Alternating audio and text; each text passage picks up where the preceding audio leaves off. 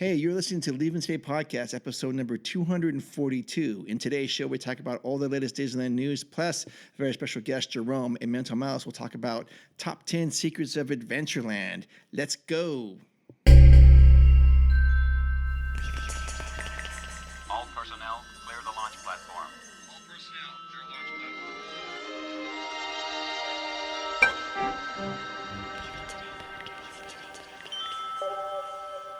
The Leaving Today Podcast, the show about the news, history, and attractions of the Disneyland Resort.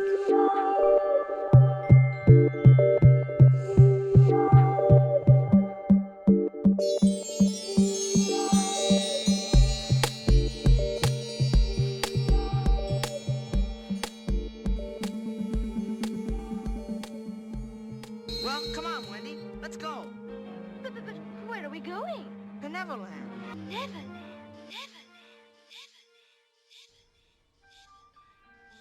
Hello. Welcome to Leaving Today Podcast, episode number 242. Thank you so much for joining us today, this morning, this afternoon, whenever it is, and however it is you have joined us. We very much appreciate it. My name is Mark, one of the co-hosts here of the LTP. Sitting to the right of me is the Trail Master of Puppets himself, Udi. Good evening. Good evening, sir. The very handsome Trail Master of Puppets himself. He's wearing a new Dixon flannel. I have not seen this colorway. Mm-hmm. Fresh out of the box. Last week, yeah. Nice. I like it. I like the material. It's nice and I think I described it last time. This is the one I was waiting to get. Yep. all right. Well, and sitting to the left of me via FaceTime is the very lovely Becky. Hey, Becky. Hello. How are you doing today? I am doing great. Excellent. Yes. Good to hear It's that. Beautiful weather right now, and everything feels great. Yes, everything does feel great. All right, so if this is your first time tuning in, I want to say, hey, thank you. I know there's a couple options out there for Disneyland podcast, but we are very happy that you are taking your time to join us. We hope you find the water to be warm.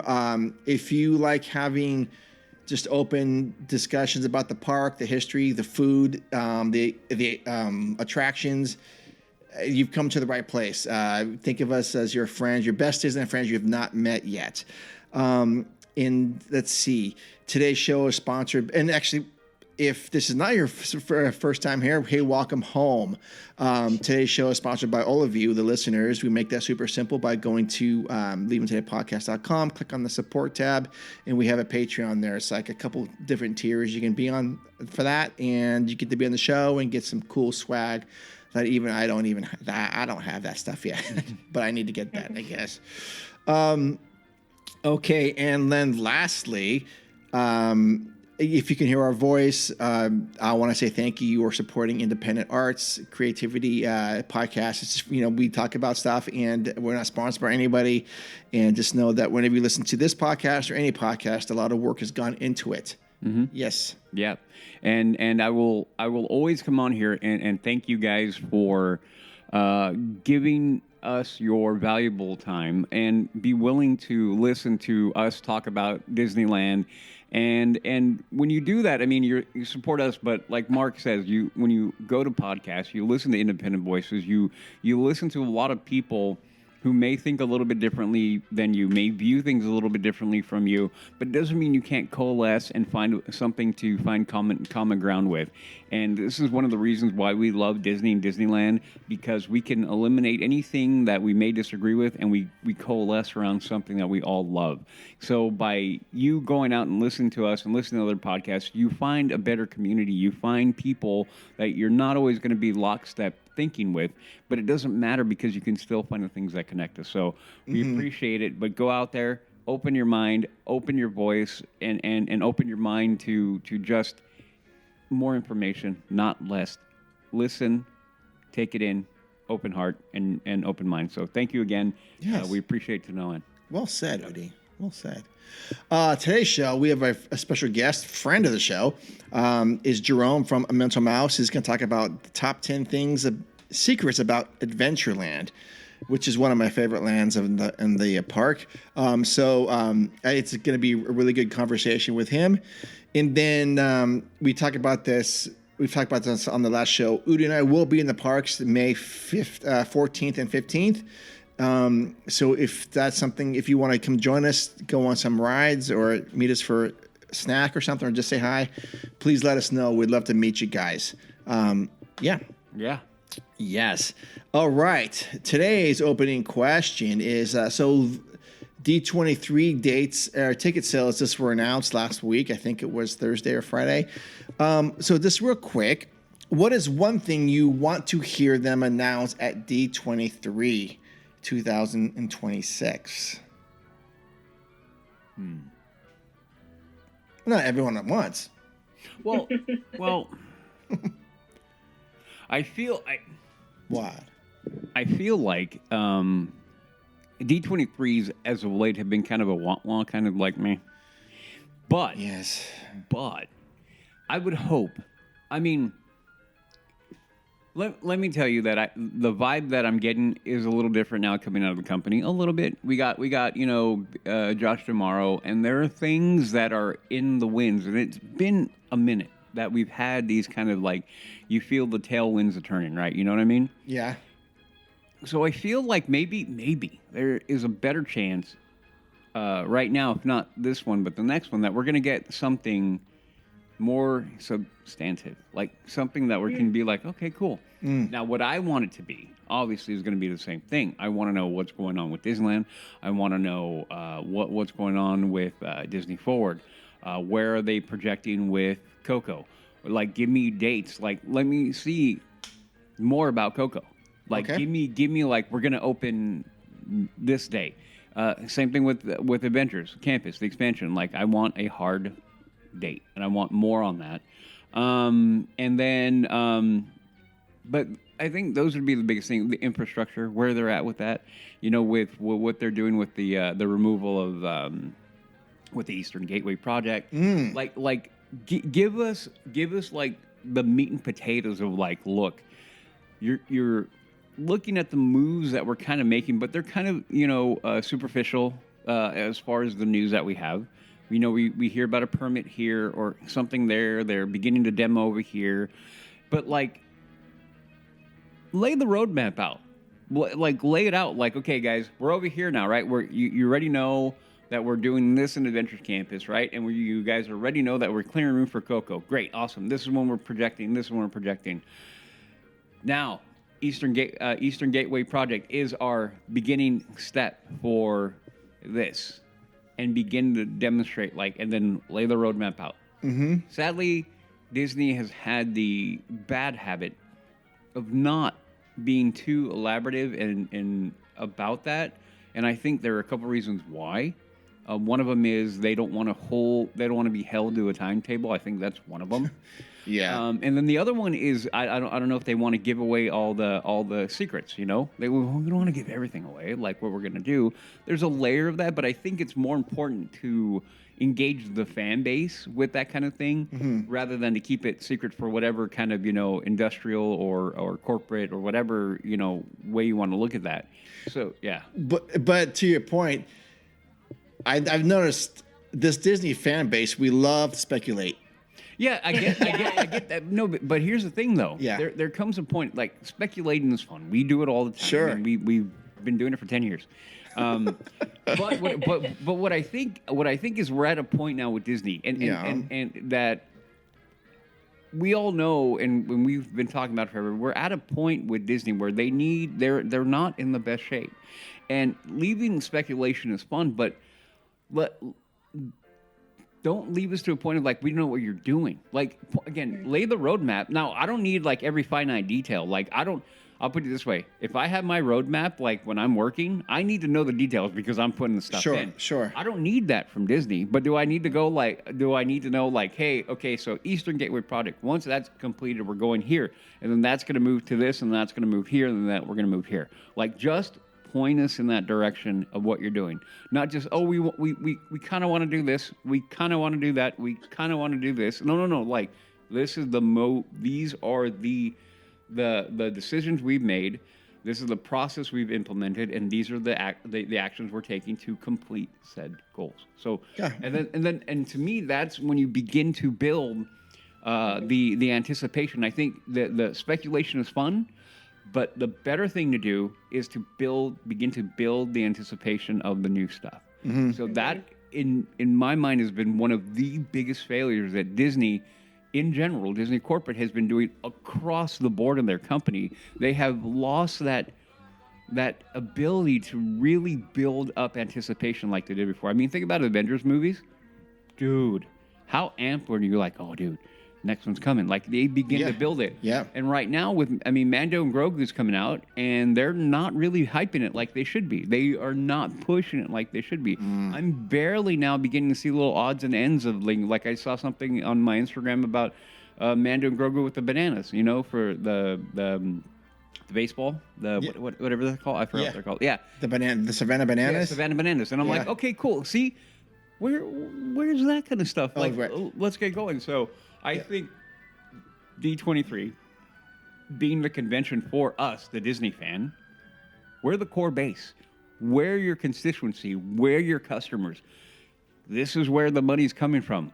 Let's get hype on it. Yeah. So and I think the last one that we had, there was so much that was just like, oh, this could be, or here is what we could have, and there was Disney World heavy, or it felt like last time, which maybe that's our perspective, being that Disneyland's our main park, but it seemed like so geared towards that, and nothing was like, this is coming now, or even with some of the movies like Toy Story 5. They announced that, but really that would be a good one this year because it's coming out soon. Oh, yeah. It kind of seemed a little too early. So I totally get that. I would like to see an announcement of some content coming to Disney Plus that is more, how would I even put this? Like, unique and for Disney Plus, but like good content. Like, I would love to see some good series coming that maybe could be for the whole family or geared towards even a little older, not just like Disney Junior content, higher, content that I would enjoy watching on my own or you guys would enjoy. I would like to see that. And at Disney Forward, I of course would like to know more, but I don't know if there's anything that could be announced Disney Forward that would be like, this is happening now and it's cool.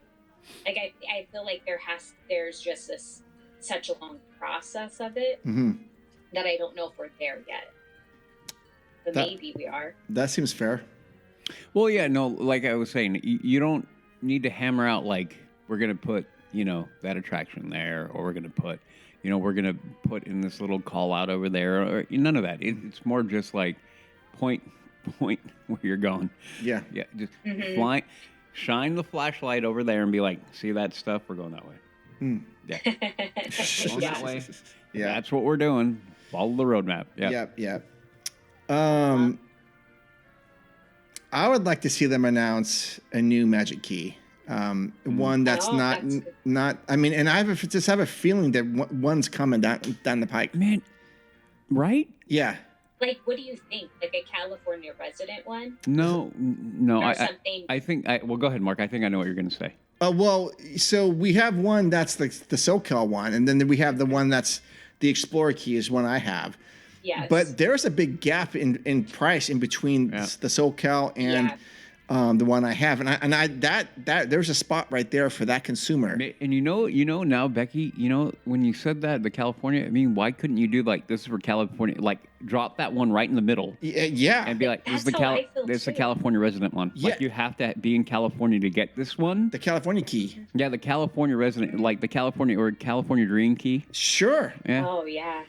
And then we know right there is like, hey, we see the gap, and we know that there's a good chunk of people that would fall, because if that happens, then you got me thinking like, Yeah. Like it might be time to get back. Yeah. I mean, I just have a feeling that it's there. I mean, and you know that they probably have it all drafted out. And, 100%. And they just got to move that lever to get it going. Yeah, no, and I agree with you in the sense that it feels like it. I mean, maybe we're being optimistic. I mean, maybe, but again, with Josh coming in now, being a theme park guy, yeah, again, maybe we're well when we talk about, because I know guys, we are going to talk about Josh tomorrow. We are going to talk about our thoughts about what now that he's officially taken over In episode 242. in 242. Yes. That's going to be the next one. Because we didn't want to step on Jerome, because we wanted to be like 100% focused on what he's bringing, which is always amazing. But yeah, we are going to talk about that, and I think we have to look at everything contextually and like do the 10,000 foot view, the 30,000 foot view of it, and kind of go like, I feel like with him being in there, the probability increases that we get something from that. Yes, I agree. Yeah, because I would not be surprised. Now, this is me just thinking off the top of my head. If he's probably someone on his team has brought that to him, and at some point in time, it's probably been nixed. You know what I mean? Yeah. Yeah. Sure. Yeah. And to your point, Udi, I think we're going to get a lot of Coco information, Yep. which is great, and Adventures expansion. Yep. What are they calling that thing? The Avengers e-ticket stuff. Yeah. It's just Avengers Campus expansion. Yeah, I'm sure we're going to get a lot of information about that. I hope like a ride through or just like Ooh, something like that. Yeah. More conceptual art. Yeah. And maybe a video of the ride vehicle. Yeah. And Yep. you know what? They may have a ride vehicle at D23. They may have one there. Yeah. So we're gonna get. Go ahead. Oh, no, go ahead. I don't think we're gonna get much on Avatar. No, and I'm fine with it. Either. And I'm gonna go back and keep on saying it. We're not gonna get it. We're gonna the further we get away, and the least they talk about it. It's atypical Disney just doing the slow back away. Mm-hmm. They're doing the Homer Simpson into the shrubs. Yeah, That's into the awesome. shrubs. That is awesome. Yep. You gonna say something, Becky? Well, I think that this is probably not anything that's going to happen, but I would love to hear an announcement of a show coming to DCA in the theater where Aladdin and Frozen were. Yep. Oh, that thing could be like going the way of the dodo bird, That though. could be though, and it's sad. I think it probably is. It is sad but because it is an amazing building. Yeah, if it is. it'll be dark when we're there, I assume, right? Yeah. Okay, because I've never actually been in there, and I would like to see it. Mark, it is Oh, an you've never amazing been in the building. theater? No, I never have. You would walk in and be like, I can't believe they don't use this more. Okay. Yeah, and you can't believe how massive it is. Yeah. For Okay. being in that space, like Yep. space, you wouldn't be able to believe it. I remember when I went in there, I walked in and I was just blown away. Once you actually go into the main theater hall, It's like a state of the art place. oh, dude, you think of your big theaters, right, with Yeah. the balcony and everything, dude. It is that. I mean, It it is is. again. It is? It is amazing. Like Okay. you can't tell. Like it You looks like cannot. No, it looks like a it's big. truly- Costco. It's a big box. No, Yeah, but when, Costco. dude, no, it's like yeah. what you guys would have in Sacramento of a theater to Okay. go watch an off-Broadway play. Okay. Well. It's like pretty Massive, equivalent. and it is amazing in there. It is so awesome. Okay. Well, shit. I'd like to go in there. Yeah, no, I've seen a And- couple things in there. Yeah, Well, and it's such a space, like you can fill so many people, Yeah. which I would think helps with crowds. Yeah. Oh, yeah. And also, like how we always did Aladdin or Frozen when they were there. Like it was always something that we did, but it would be kind of that afternoon time where some people would maybe want to go take a nap or be tired. And we'd be like, okay, let's go cool down in here. And it'd be just Yep. a cool space. You get to Mhm. watch a nice performance. If you're into something like that, it would be cool. Okay. Yep. Cool. So I mean, and I'm just commenting on. I think for the Disneyland Resort stuff, I know we're gonna get a lot of cruise line stuff, which I don't. Yeah. I mean, I don't mean to diss that. I just it's not really my interest of the cruise line. Well, we've heard from Seth that it is amazing. Okay. I mean, maybe I can learn to like it, but I just don't see myself doing it anytime. Becky might. I mean, Oh yeah, I wouldn't mind.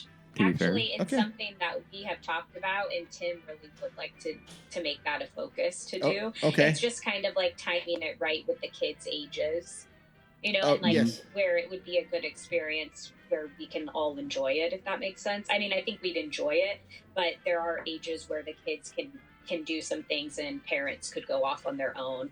So like making sure we're in that space. Okay. Or bring my parents with us to help too. Or, Awesome. I don't know. Well, yeah, We shall see. We're going to talk more about this as the weeks unfold. But I will say this is a nice segue. We will probably go live on our YouTube channel that night so we can do it in real time if they have the park experience. Oh, cool. I know it's the Saturday night. It's at 7. I've already seen the schedule. What day is it again? Like, I think whatever this, it's August 15th or 16th. Okay, whatever Or 14th. that weekend is. Yeah, it's whatever the Saturday is of that. Yeah. Oh, is it the 15th? Yeah, I'm gonna actually put that down. Yeah, I'm gonna try to get tickets, but I'm not gonna get tickets. I mean, I'm gonna try, but I'm not gonna end up winning them again or being selected. But we will probably try to go live if they're doing it live, which I think they should. And that's nice. So we segue into, if you need more LTP in your life every Wednesday night, go check out our channel, Leaving Today Podcast. We do LTP Lounge, and it is an hour with Disneyland topics. And we've got guests on, but most of the time it's just Udi and I, and we've got a good chat room of questions. So thank you for everyone who gets involved in that. Yep. I have a question, Mark. If they announce, hey, we're going to have a gondola system, and you could stay at Pixar Place or Disneyland Hotel, gondola will pick you up and drop you off in the park. Would you pay to stay at the hotel to be able to do that? Pixar Place or what? Or Disneyland Hotel?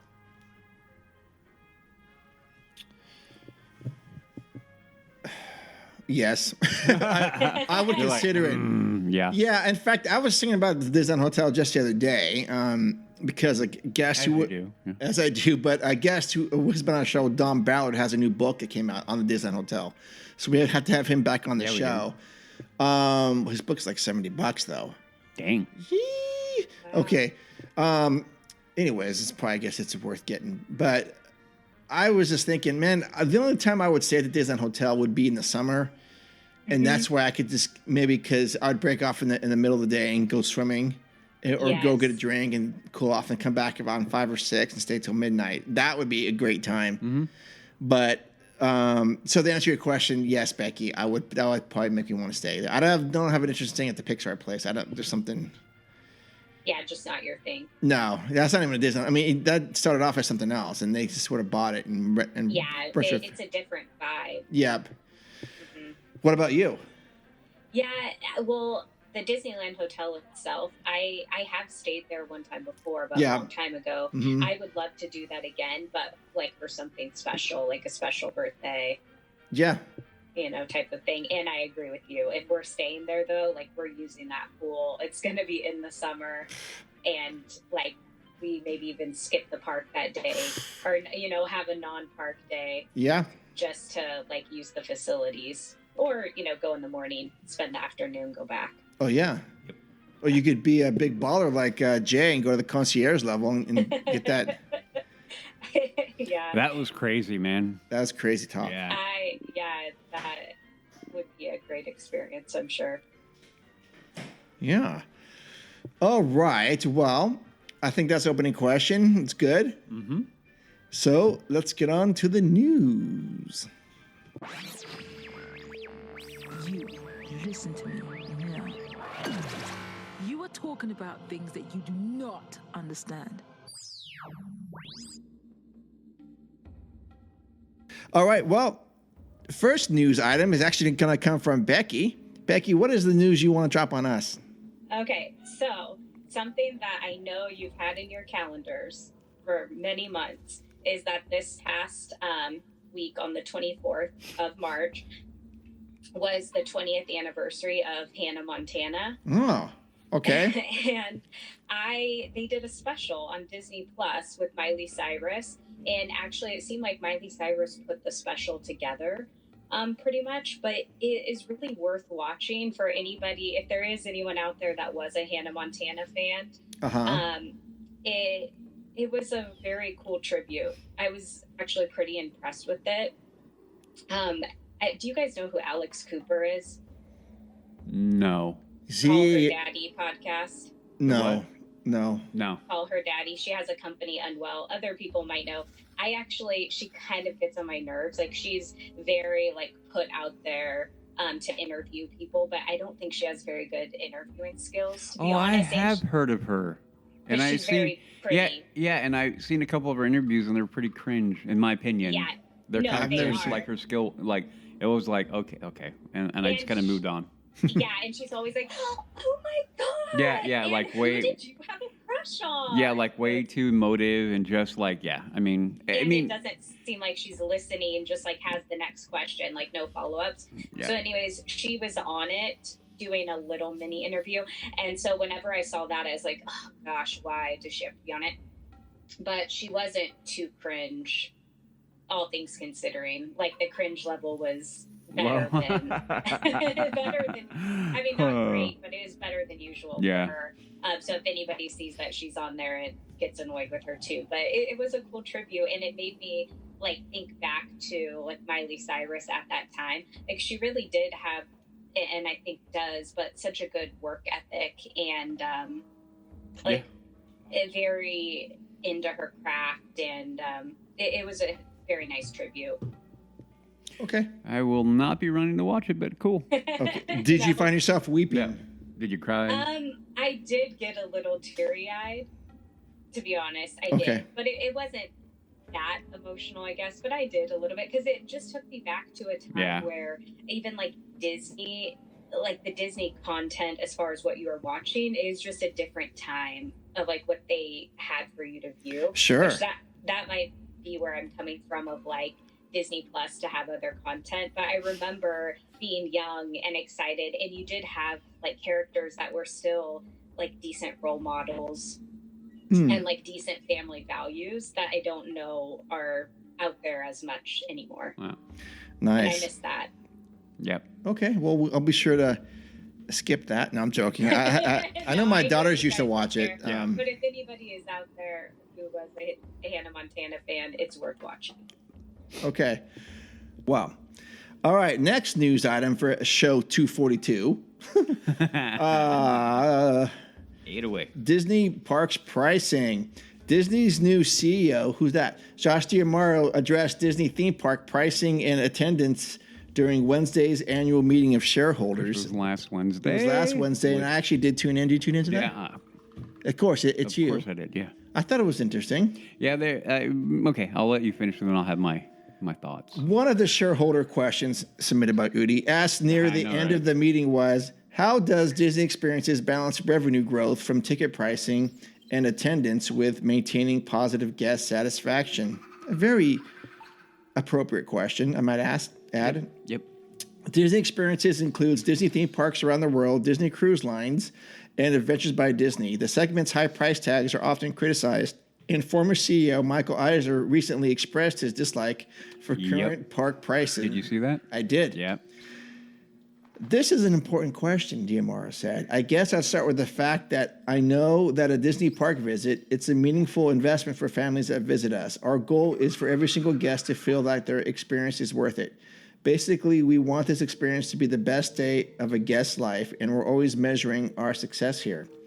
D'Amaro cited the metrics of guest experience ratings and intent to return, which are both very high across all Disney parks. When it comes to how we think about pricing, he continued, what we try to do is focus on offering a wide range of options and different price points so that families can visit in ways that work for them. Whether that's during a value season or, maybe taking advantage of a multi-day ticket savings or even taking advantage of special offers that we introduce from time to time. He cited Disney's Resorts Kids Summer Ticket offer, which offers children tickets for as low as $50 per day, as well as the kids' free dining plan at Walt Disney World.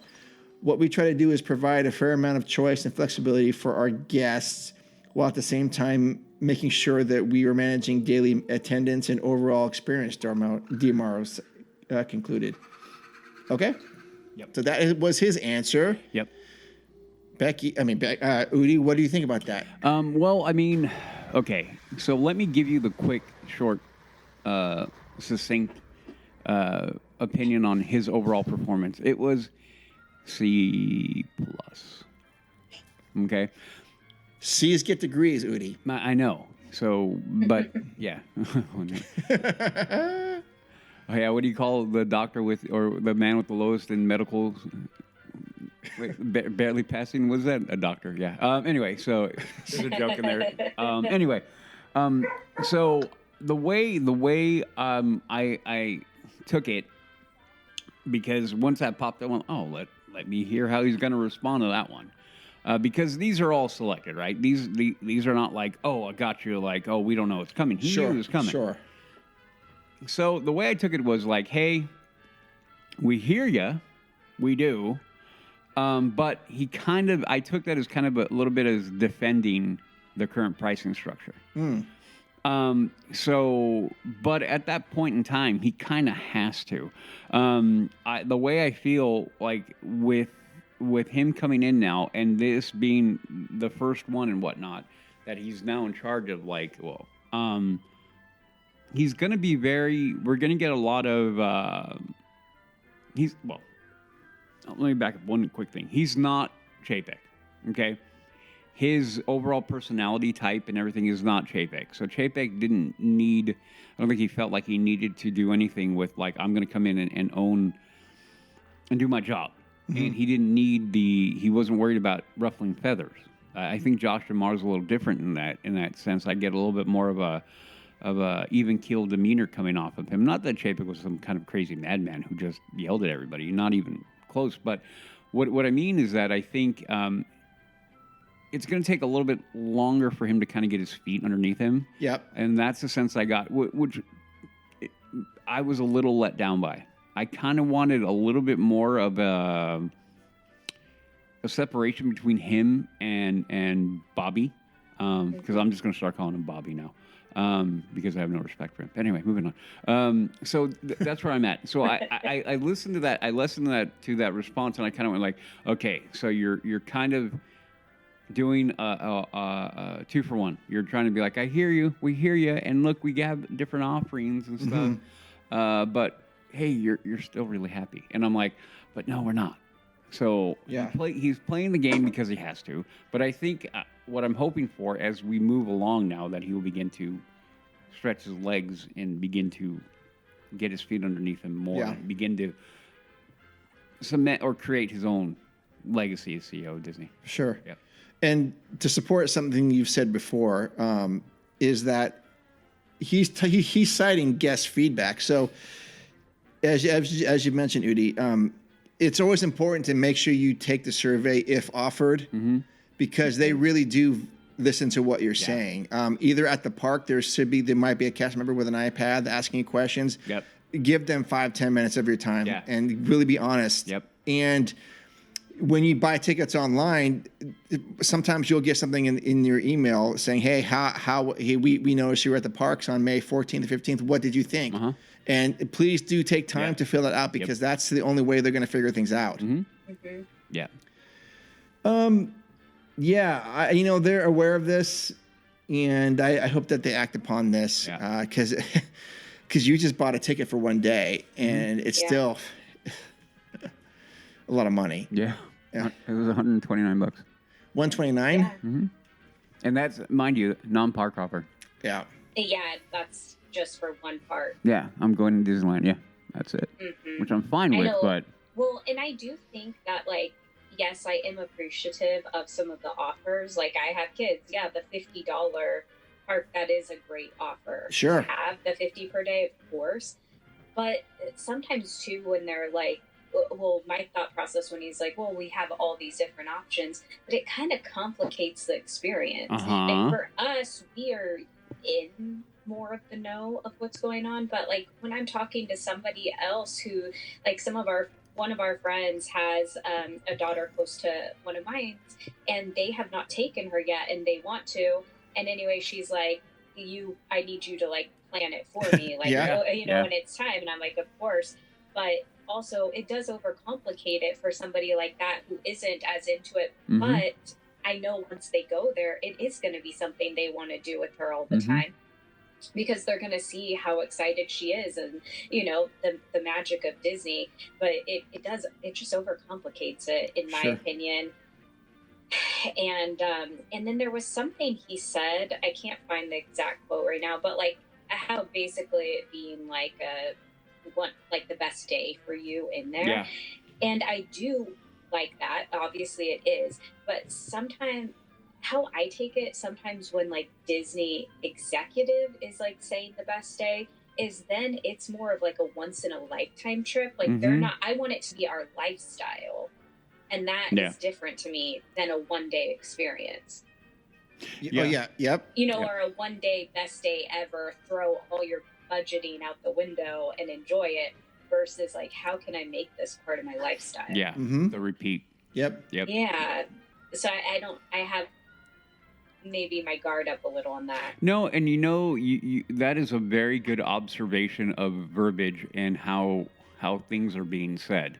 Because if you don't really think about how he said that and how he put that together in the context, it's easy to be like, oh, okay. Yeah, I mean, because you could easily pass it off like, well, of course, you want every Disney trip to be like your greatest. Yeah, but but you're not wrong, because we know that Disney for a while now, their focus had been that. We realized a while back, and we've talked about it for years now, how it felt like they're beginning to push out, to an extent, the AP holders, the main fan base, trying to gear the park experience to that family that is going to come maybe once in a lifetime, or once every 5 to 10 years. And to pull as much cash out of them in that moment, because to capture that, like, we're not going to ever be here again, so let's just go, all out for it. Right. As opposed to connecting with the lifeblood of the park, which is the big Disney fan. So, no, that's a very good observation, and you're not wrong to feel that way, because I have the same sentiment. Yeah. So we shall see how this all plays out. Yeah, like I said, I'm cautiously optimistic about him. I'm hoping he gets his feet underneath him, because I've already heard, like, we'll go into further later, but I've heard already some harsh criticism coming at him, and I'm like, everybody calm down. Oh. Everybody calm down. Okay. Calm down. Okay. Anyway. Well, next news, Adam. Disney debuts new guide map as Bluey's Best Day Ever officially opens. A new era in Disneyland history began on March 22nd as Bluey's Best Day Ever has officially opened in the Fantasyland Theater. The new attraction invites guests to attend School with Bluey, where a fun fair is underway. Throughout the show, Bluey and Bingo appear on stage with a live band. Bluey's Best Day Ever at Disney Resort. Guests are then invited to sing along, play interactive games, and dance, featuring classic Bluey songs, live performances, puppeteers, dancers, and more. The show is sure to be a hit with fans.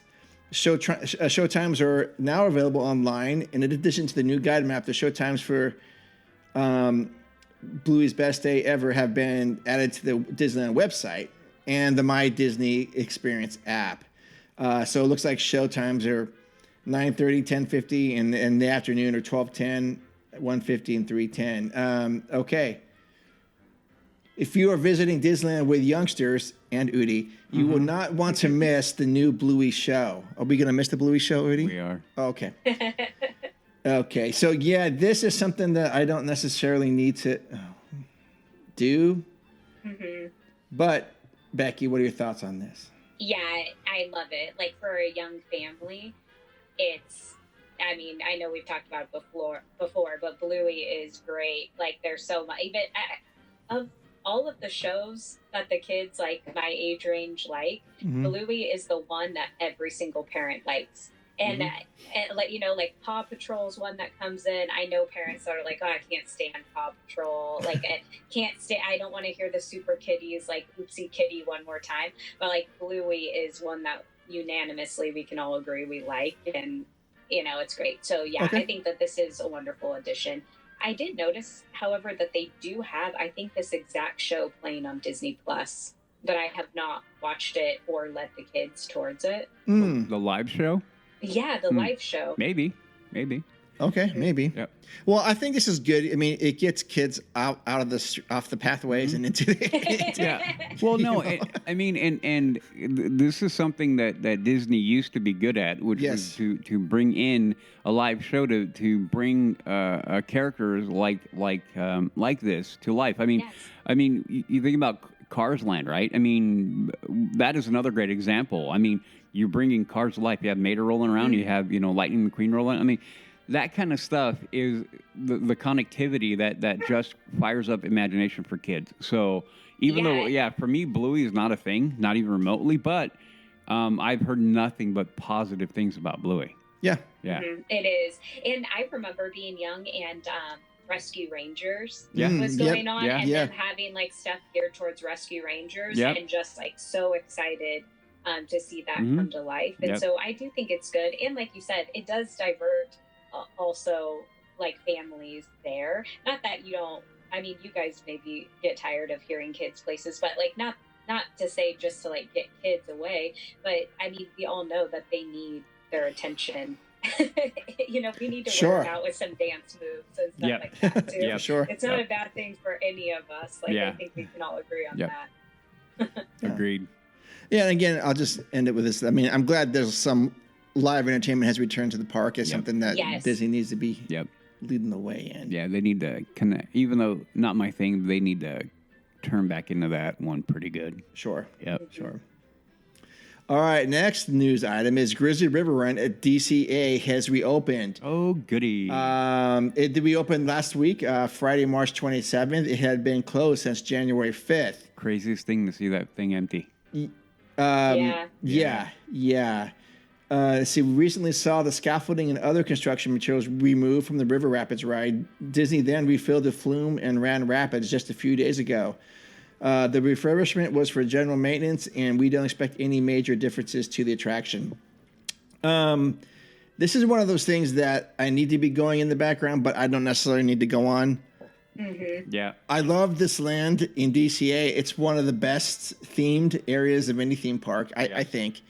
I love the redwoods in the park. And I assume we're not going to be going on this in May.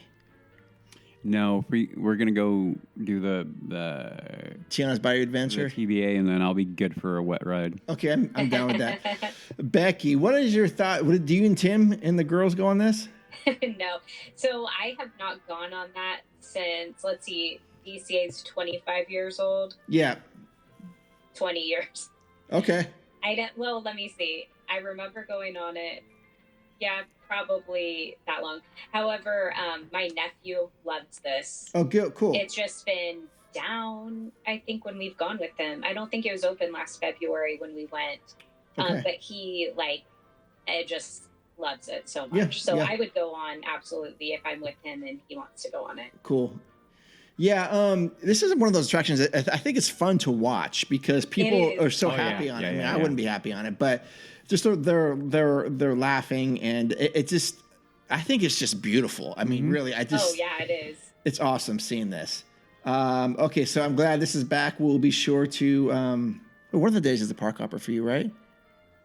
Friday, the 15th. Okay, so we'll be sure to walk by it and take some pictures, maybe. Yep. Okay. Ooh, we need to have a plan for DCA. I'm thinking about. We got time. We got time. I know one thing I'm doing for sure. I'm getting your drink. Yep. We gotta do that. Yeah. Okay. Yep. Okay. Upgraded. The next item is upgraded fuel rod kiosks at Disney Resort include Max 10 kit.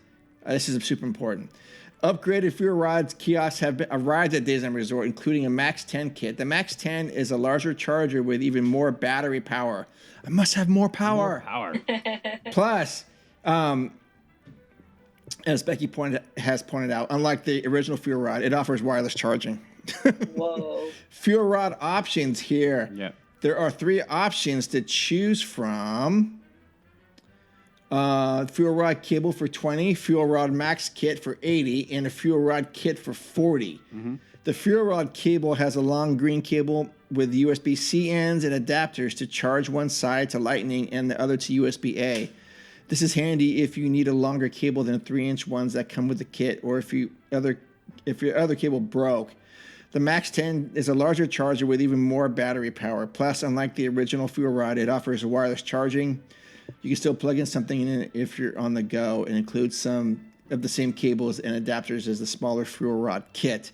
Why are we even bringing this up? And it's because this is a real life thing now. I mean, people are dependent on their phones, and if you don't have your own charger with you, they do offer a fuel rod kiosk, which we've just mentioned. And I have seen this in real life with Udi. Udi, Yeah. in fact, bought this. Yeah, I have a fuel rod.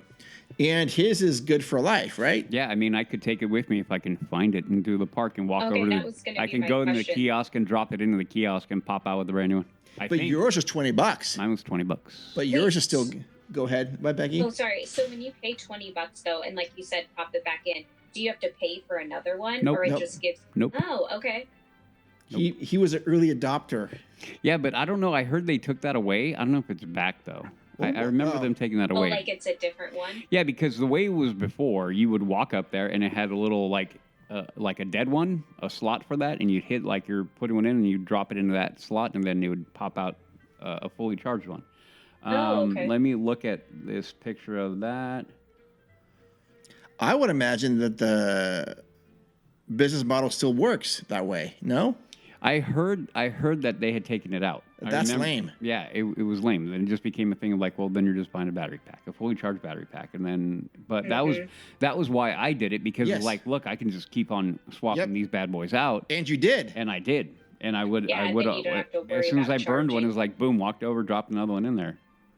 I'll have to look it up now to see if they're still doing that, but yeah, I mean the concept is at that point was great. Yep. Because of that. I mean, so I will say this though, I'm already thinking about that. Like, oh, when we go, I'm gonna be a little bit more reliant on my phone this time than from last time. Like I said, when I went with Christy, she was in charge of the whole thing. And like, hey, you go. So I was barely on my phone. This is going to be a little bit different. So there'll be more of me having to use my phone. And I'll probably burn through battery quicker. So I was like, oh man, I'm going to actually have to maybe have to do that. Yeah. Or maybe I'm just going to find my rod, charge it up, and then have it with me Yeah. and see if I can swap it out. Yeah, you're getting a new cable for that, though. I do. Mm-hmm. I do. Oh, Because that's a USB on one end. But that's, well, it doesn't matter. yeah. We'll figure it out. We'll figure it But out. anyway, so Yeah. yeah. But no, you're not wrong. I mean, this is like it's. You can make that argument about like, man, people are on their phone too much, but it's kind of like, Well, yeah, it's- but yeah, it's kind of just reality. Like, people aren't carrying around. I mean, some people are carrying around a nice camera, but like, I feel like back even when I was in high school, I mean, people had like the nice big cameras or a digital camera, bringing with you. But now Yep. everything is on your phone. They're spending time. Your location is on. You're having to make reservations Yep. or order food Yep. with your location on. All Uh-huh. of that is draining battery. Yep. You can't be there, rope drop to close, and your battery not die. Even without, like, it's not like you're just texting Well, or scrolling. Yeah. I will tell you this. I put mine on low power mode right when I walked in. Okay. And being that I hardly used it, by the time I got back after a full day, I was down to 55% or Okay, 65. that's actually really Yeah, it was impressive. really good. Like, I was like, oh, shit. Oh, wow. Okay, cool. What does Like, it low worked. power mode do? It doesn't send you any pushes. It stops emails coming in. Like, it doesn't send you push notifications. Oh, okay. It's not actively trying to retrieve. It still will give you. It will still hit the location services, but it's not as actively pinging Okay. and actively Okay. doing all the stuff that your phone would like when you. Yeah, like I did get alerts, but it reduces only to like text alerts. I don't think I got any email alerts or anything like that. I think it's something like that. If you read it when you go to low power mode, it'll tell you what it's doing Okay. on your phone. Like, well, on my Apple, on my 17 Pro Max. Okay. This is one thing that's like Tim's. I feel like he gets joy out of it, but it's like his task or whatever when we're on a trip or even like before golfing or something. We have our own like little chargers, portable chargers for our phone. Yeah. But he has like a whole system. Like, okay, give me your charger. He charges everything for us, and then we're ready to go in the morning. Okay. That's good to know. Being well prepared. Yes. Yes. Yeah. All right. Well, actually, that's going to end the news here. Yep. And now we've got Jerome waiting. Yeah. So let's go I'm to. excited. Yeah. Me too. So let's go to our feature presentation. And now for our feature presentation. Well, hey, LTP family, welcome to our feature presentation. We have a very special guest on the show. He's been on the show several times now, so I wouldn't come a guest, kind of a semi-regular that shows up on the LTP, which is great. Now you may have seen him before on, if not this show, but you may have seen his Instagram, which is called A Mental Mouse. And if you haven't followed him, please follow him. If you haven't found him, go check him out at A Mental Mouse, because he will go around the park dropping all these "did you know" sort of things. And when I first saw this, I was like, oh, we got to have this guy on the show, because he's talking about really cool things that most people don't know or don't even think about, which I love. So I reached out to him, I don't know, 8 months ago or something like that. And he's kind enough to join us then. He's been on several times. And this is Jerome from A Mental Mouse. Yes, thank you very much for having me on again. I really, really enjoy it. I have a good time every time I come on. Oh, thank you so much. Yeah. Likewise, we enjoy talking to you as well. Yeah. And again, and I've said this before, but every time to anybody we reach out in Olive Branch to in this space, I'm so I shouldn't be surprised anymore, but I am, how awesome you are and how awesome everyone is in this community. Yep. Just being kind and willing to share information and sharing your passion for this ridiculous theme park in an orange grove in Anaheim, California. Yep. Yes. Yep. Awesome. So today we're talking about, last time Jerome was on here, we did top 10 secret things you did not know about Main Street. And today we are just going to go around the park. So we're going to stop in Adventureland on this episode. And the idea is to go all the way around the park eventually, and maybe even DCA, because I know Jerome's got some thoughts about that. But today is Adventureland, one of my favorite lands in any park, in any theme park ever. Something about that land just gets me going. Yep. Yeah. It's great to start off there. It's great to end your day there, as you know, walking through there. Walking through at the end of the night is always great. And we'll get to do that. Yeah, we will. In a month or so. Month and a half? Month and a half. Month and a half. Month and a half. Yes. 6 weeks out. That's awesome. Yes. Okay. Anyway. Wow. Okay. Yep. All right, Jerome. So how are you doing, buddy? Good, very good. I'm excited about Adventureland. You're right. It's quite the unique.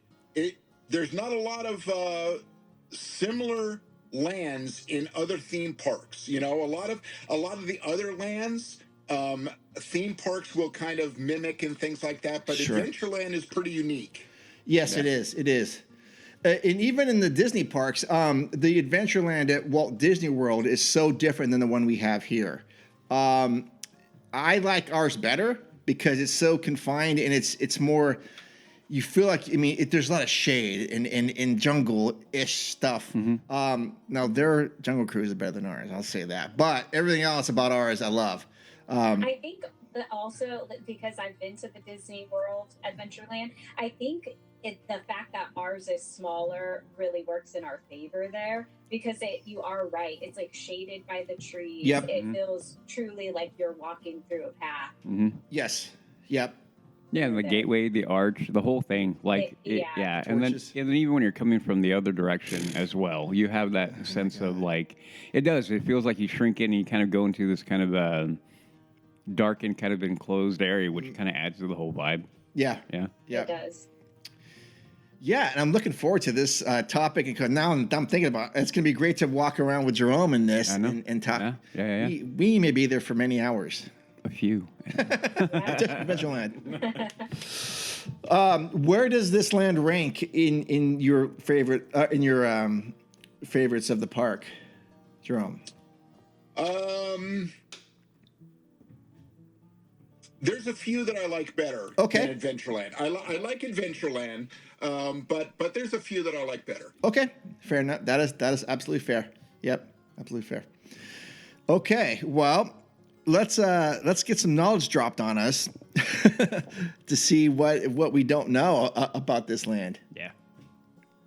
Well, I'll tell you, it's definitely one of Walt's lands, isn't it? You know, you could look at certainly Main Street and Fantasyland and even New Orleans Square has Walt all over it, but Walt is definitely not lost in Adventureland. Oh, you know, a lot of that just kind of screams his vision and what he really tried to accomplish there. You know, back in the 50s, the Disney True Life Adventure series was quite popular and becoming even more popular, which was a big inspiration for Adventureland. You know, just the whole educational piece of those true life adventures and kind of, as Walt described it, the romance and mystery and adventure of like that whole type of scene. Yes. And you know, also back in the 50s, when you look at kind of that Polynesian influence was huge. You know, like Hawaii was a big deal in the 50s, and being able to travel there and stuff like that. So it brought a lot of kind of uniqueness and things that people had not seen before, especially in an amusement or theme park. It was really really cool idea, Adventureland. Oh, I think. yeah, absolutely it was. It's still, even now, like, I mean, and this isn't the stuff that I'm really into, obviously, but the whole tiki culture seems to have emerged. It's popular now, right? Yeah. And It is. I can't help thinking that Adventureland has something to do. Well, I don't know if it does have anything to do with it, but it's definitely on theme with all that stuff. Yeah. Yep. Now, it is the only original land, and this is probably pretty well known, but it kind of speaks to Walt's vision of what Adventureland really was meant to be. But it's the only original land that doesn't have a line of sight into the actual land. So it kind of adds to that whole sense of mystery and adventure, that when you're walking towards that Adventureland sign, you can't see very far past it. You have to go and you have to explore, you know, which was really what Walt's intention was there. He wanted to add to that, which is why, and, you know, another thing, no food carts are there, and nor have they ever been. So you won't see churro carts or popcorn carts or anything like that there, because Walt didn't, you know, he wanted to keep that sense of jungle. And you know, nothing ruins an African jungle more than the smell of a churro. So he just wasn't going to do that. Nowadays, I suspect, I mean, you guys know what Adventureland is like. I suspect they don't do it now because of space. Like, Adventureland's pretty tight. Yeah. But I'm certain, especially the way that you know, Disney is with their merchandising and selling. You know, they would put a popcorn cart anywhere they could. Yeah. But space probably limits it at this point. Yep. But I always thought that was kind of a unique little thing. I never thought about that, Jerome. I mean, of course you're right, but I have I had no idea. Yeah, it's something I never thought about. Yeah, me either. Yeah, the only smell you'd ever get is out of Bengal. Yes. And then the cooking meat, and then that right. and that feels very appropriate. Yeah, I love Bengal barbecue. That place, but as a side note, that place is fantastic. I love their skewers. Yes. Expensive for what you get, but really tasty. Really tasty. I agree. It's never because whenever I get their combo plate, which is the rice and the 2 skewers, I never even full. It's just okay. This is enough to get me through like the next couple hours, maybe. Right. You know, because you're walking and you're burning it off anyways. Yes. But yeah, I love that place. Do you go there? No, not really. Coffee. Snack for your day. Yes. Yep. Which can be hard to find sometimes at a theme park. Provisions. Yeah. I think they call them provisions there or something, right? Or something clever like that. Yeah. But yeah, you're right. Do you go there, Becky? Or, Yeah, once in a while. yeah, But it's I do it more as a snack too. yeah. Oh yeah, I mean, yeah, not like my cool meal, but I like it. I think it's great. yeah. Yeah. And good coffee. Good coffee. Yes. I know the coffee. Yeah, yes, we do. But you know, now that you're saying that, I never really put it together, even with not being able to see through.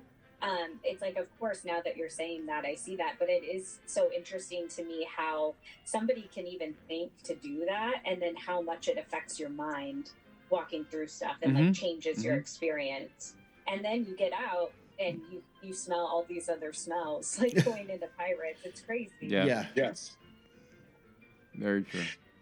Now, did you know that I found this to be interesting? As you walk into Adventureland from the hub, okay, so you go underneath the sign, and right in front of you is a big tree. That tree, the significance of that tree is a Bodhi tree. And why that's significant, especially for that area, that is the Bodhi tree is the tree that it's where the Buddha was enlightened, and the Buddhist religion was formed underneath that tree. Now, obviously, not that tree, but that type of tree. So I always thought that was a cool little thing that they decided to put there in Adventureland. Interesting. I did not know that. I didn't know that either. Yeah. Wow. This is kind of a random thought that takes us all over the place, so I apologize. But you mentioning that, and then I know we talked about another area on Main Street being like for the Jewish religion symbol. Like it really kind of is a testament of how Disney was made in the fact of like bringing everybody together. Yes. Yeah, Walt was very big on this park is for everyone. This park's for everyone. Really, in ways that we didn't even realize. That's pretty amazing. For sure it is. And then, of course, like the stories are pretty well established about how the jungle of the Jungle Cruise was created.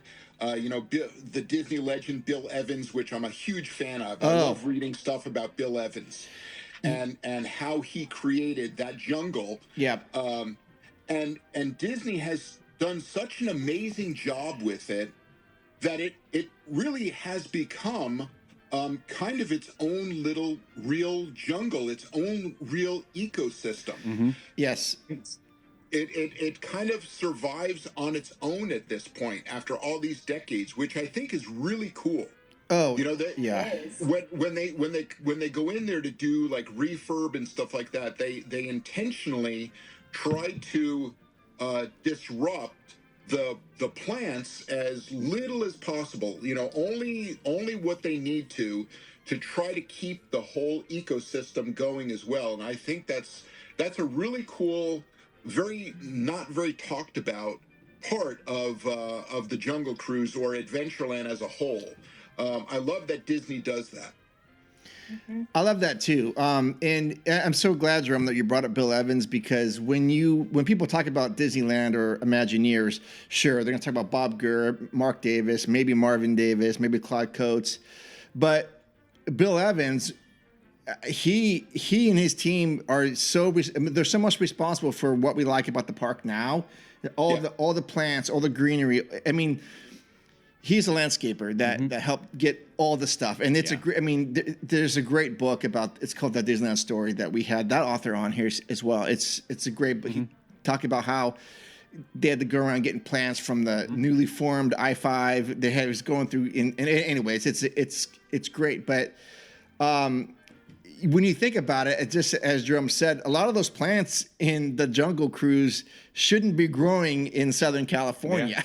They shouldn't be there. Yet, as Jerome pointed out, it really is a jungle with its own ecosystem and its own like atmosphere in that area. Yeah, you whenever you get on there, you get onto a Jungle Cruise, you feel the shift. Once you go in there, you feel everything shift around you, and again, this is one of those things that makes Disneyland so amazing, how it just shifts you both physically and then it adjusts your mental state without even knowing it's going on. You don't even realize why you feel the way you do because of all these little touches that if they weren't done exactly correctly in the right sequence and everything, the illusion and the whole story is broken. And the care and maintenance to do that. So, yeah, I mean, there has never been, and since I was a child, never ever have I thought that wasn't a jungle. You know what I mean? Oh yeah, yeah, Right. yeah. And so to hear that, because I didn't know that. I honestly didn't know that it had gotten that. But it makes sense. Once you said, I'm like, okay, that makes sense. It's been there for so long. Sure. Nature will do what nature does, right? Yes. Yep. So Yep. I mean, again, this are the things that I don't think so many people do not really fully understand No. what they're doing there in so many fashions. This is why this is fun. That's why I'm glad we do this and why you're here, because this is the thing that maybe will spark more people and be like, oh man. And when we go to the park, this is why I said I'm going to shut up when we go with you two guys, because I'm going to be listening to this and just taking it all in. And to your point, and to both of you guys' point, this is yet another reason why Disneyland is a theme park and not an amusement park. Yep. Because they put a lot of time and effort into the thematic quality of every single land, and you're not going to get that at Six Flags. No. And even, let's be real, other businesses would, let's just get some cheap plant. Let's fly it in from where we have to. Let's just go to the Home Depot. Yes, let's go to the Home Depot, see what they have on sale. Maybe we'll go to Panera Bread afterwards, and then we'll and head back to the park and plant these things. Yeah. No, but and again, why Disneyland is so wonderful, because you don't even have to like roller coasters and things. But if you go, there's got to be something for someone there, right? If you go, I happen to like gardening and plants. Well, guess what? Yeah. This happens to be a collection of crazy plants that you shouldn't see together, but there you are. You were probably just there, weren't you, Jerome? Yeah. And yeah. I mean, I'm sure. I mean, springtime is one of the most beautiful times in the park. It's my favorite. You're 100% right. You know, springtime is our favorite time to go because of the landscaping and the flowers. Love it. Literally the hub itself, just the hub itself is so cool. Yes. The way that they have like those trees and the flowers and all that kind of stuff. Yep. Yeah, I'm a big fan of the landscaping there and the horticulture and I love it. Yes. Love it. On my Instagram account, I've done a few reels on different aspects of I have one on Bill Evans and stuff about different plants there and things like that. In fact, another, as we're talking about trees, so you have that wonderful tree house that's been there since the 60s. Mm-hmm. Well, that particular tree was modeled, if you will, or inspired by a real tree that exists in Anaheim. On this random street in this little park, there's this big old tree, and as soon as you see this tree in this little, off the beaten path park in Anaheim, as soon as you see that tree, you say, that's the tree house in Disneyland. Whoa, it's really amazing, and it's still there. That tree is still there. That What? is amazing. Yeah. It's amazing to think that somebody has the brain to even be driving by a tree and like, you know what, this is going to work perfect. Yes. Like, here's the perfect idea of what we need. That's blows my mind. Yeah. That's inspired by a real tree in Anaheim. It's crazy. That's awesome. I didn't even know that. No. Wow. Okay. Now, it's also well known that when Walt and the guys created the Jungle Cruise, Walt's original vision was for there to be live animals. And then, of course, everyone talked him out of it because for obvious reasons. Yeah. It just wouldn't work. Yeah. However, when the Jungle Cruise first opened, there was live animals there. And not in the Jungle Cruise, but right out in front by the queue was a pen. And in the pen were baby live alligators. and they had those there because though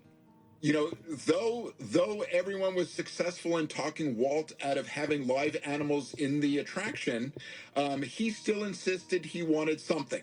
So there used to be, right across the street from Knott's Berry, there was an alligator farm, and they rented the alligators from that place and installed them in the pen outside of the Jungle Cruise. So there was live animals at one point. There was alligators, and but it didn't last very long, primarily for the reason that they kept getting out. So the cast members would have to try to chase them down and grab them to put back in the pen. So yes, there was live animals there at one point. Oh my gosh. I have never heard that. I never heard that story either. Imagine those getting loose, running around. I know. And that's your job to... Yeah, go wrangle them. Yeah, but can you imagine that? Like, what do you do for you worked at Disneyland? Oh yeah, what'd you do? I was an alligator wrangler. An alligator wrangler. Oh yeah. What? Yeah. Insane. Oh yeah, that's awesome. Yeah. That's a funny story. Yeah. Now another what's unique about Adventureland, and it's really because I just did some research on this, and that's the Tiki Room, and how significant that attraction was, certainly at the time, and that attraction really is the birthplace of animatronics. Everything came after that, and I recently just did an Instagram reel on it, where Walt went, with his wife. They were in New Orleans. They found this little bird cage with this little bird, and the bird moved. So Walt immediately bought the bird cage, sent it back to the team, and said, "Hey, figure out how this works." And that was actually in the late 40s. Okay. So they were playing around with mechanical movements and things like that throughout the 50s. You have one breakthrough was the dancing man, where you can see that now in the lobby of the Walt exhibit in the Opera House. Okay. Oh, okay. Yeah. Yeah, it's very cool. And that was kind of that was the first step towards animatronics, and it wasn't until that the part of the technology that they took from NASA, and where they were able to sync the movements with sound, and sound is what triggered those original movements. And then that's what turned into the Tiki Room and the bird show, and all of that stuff. So if nothing else, the Tiki Room is special because it was Walt's idea, and he paid for it, which is why it's called Walt Disney's Enchanted Tiki Room. Oh yes. But it really is the birthplace of animatronics. Yep. And that's something that's special to Adventureland. That really is, like, it's a lot of history. Yeah. Correct me if I'm wrong though. The Walt Disney Family Museum up here, don't they have one of the animatronic like birds down there where you can kind of have you been there? Have you been there yet, Jerome? To where? The Family Museum, the Walt Disney Family Museum up here at Presidio. In San Francisco. No, I've never been there. Yeah. Yeah. You when you're up here, you gotta go. But they have one and they kind of have a little section where they talk about animatronics, and they have one of the birds where you can kind of like manipulate it with a little hand controller. Yeah, like a joystick or something. Yeah, it was a joystick, and it was kind of like, and it kind of talks about the development of the animatronics and how, and then the breathing and all the kind of little things they try to get going. Yeah, it was pretty cool. Yeah, Jerome, if you do come up here, please actually, A, let us know. We will meet you. And B, we will drive you. That family museum, it's spectacular, but the whole Disneyland gallery, holy cow. It's amazing. You're going to get goosebumps. You're going to go, oh my gosh, what is all this stuff? And you're going to see it from all. I would love it. Oh my gosh, I would so love that. Yeah, because I do need to make a trip up there. Oh, absolutely, you do. And do let us know because we will gladly meet you up there. Oh, yeah. So, but anyway. Yeah. Anyways, yeah. So now when the guys came up with the idea of the Tiki Room and they were working on that, Walt had said, how are people going to know what this is? You know, because at the time, no one had ever seen a show like this before. So in order to, they thought, well, how are we going to get people to want to come see this attraction, come see this show? So originally there was a bird, an animatronic bird that was out in front, kind of where the Adventureland sign is now. Okay. And his name was Juan, which is the cousin of Jose. And he was a Barker bird. And basically this bird would sit out there in front of the tiki room telling you what the show was about. And that you would see like the bird singing and all this kind of stuff. And this little bird had become so popular that, again, it didn't last very long because everyone was crowding and basically congesting the entrance of Adventureland because everyone was stopping to see Juan and what Juan was talking about. Because, again, no one had ever seen anything like this before. So it was really unique. So, and why that's a lot of fun, you can actually see that now. There's in the Opera House, where the new Walt A Magical Life exhibit is, in the lobby, they have a whole bunch of different things. Yes. And one of the things they have is Juan the Bird. And you know, he talks kind of like he talked back in those days. But I thought that was kind of unique as well. He used to sit out in front and tell people to come see the show, but he created such a stir that they had to remove him because he blocked the entrance to Adventureland. That is awesome. Man. That is awesome. Yeah. Wow. Yeah, I thought that was a lot of fun. Yeah, I didn't even know that either. Wow. Okay. This is something that I found out, and I did not know this until I started researching this just recently, actually. So during one of the Jungle Cruise refurbishments, they kind of transitioned it to this whole Explorer League adventures, you know, society kind of a theme. Yes, Yeah. With yes. Dr. Albert Falls and stuff Yeah. like that. And I had no idea that this storyline, the Society of Explorers and Adventurers, you know, is a Disney story, and basically is throughout a lot of the Jungle Cruise now and other parts of. I mean, this storyline has gone to several different Disney theme parks. I think it originally was created for an attraction in Tokyo. But even the Jungle Cruise, even the Disney cruises refer to this storyline. And I had no idea. It's actually kind of a big deal.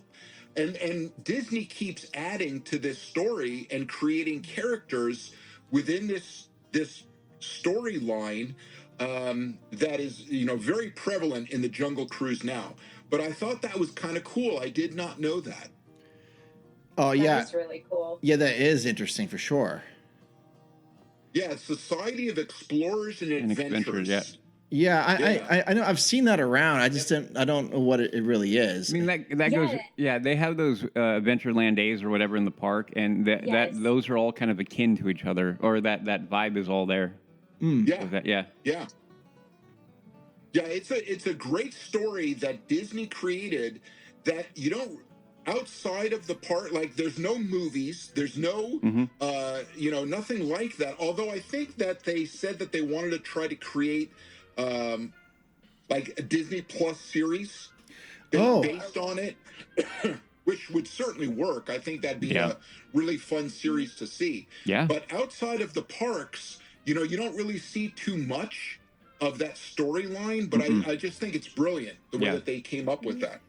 Now, the one in the Disneyland Hotel, there's the bar called Trader Sam's. Yep. Oh, yes. We know it well. And there is some references to this, what they call SEA, SEA, the SEA organization there. Yeah. And in fact, the Trader Sam's name you know, that what the bar is named after was a reference to the animatronic native that was on the Jungle Cruise. Yep. Okay. Do you guys remember Trader Sam? Oh yeah, Of course. Oh yeah, Yeah. very much Yes. so. Yep, Miss Trader Sam. Yeah. He was the witch doctor that sold the shrunken Heads. Yep. Yeah. Man. The joke at the end of the ride was he'll give you 2 of his for one of your, yours. Yep. I remember it. Oh, I remember when they did that and they did the kind of redoing of it, and I'm like, and they're taking Trader Sam, and I was like, no, man. Yeah, I thought it was kind of cool to have in there. Yeah, I liked him. Yes. Yeah, I miss Trader Sam. I thought that was a nice touch. Back in the this is a kind of a sidebar, but back in the 80s, they sold in Adventureland in the Adventureland Bazaar shop. Yep. They sold shrunken heads. Yep. Yes. It was my favorite. Yep. You know, because we're talking. This was back in the 80s when I had, you know, hair past the middle of my back, and I played in a punk band. Yeah. And my favorite souvenir, I had 2 of them. I had these 2 shrunken heads, skull heads, with long black hair. Yes. And I had them in my car.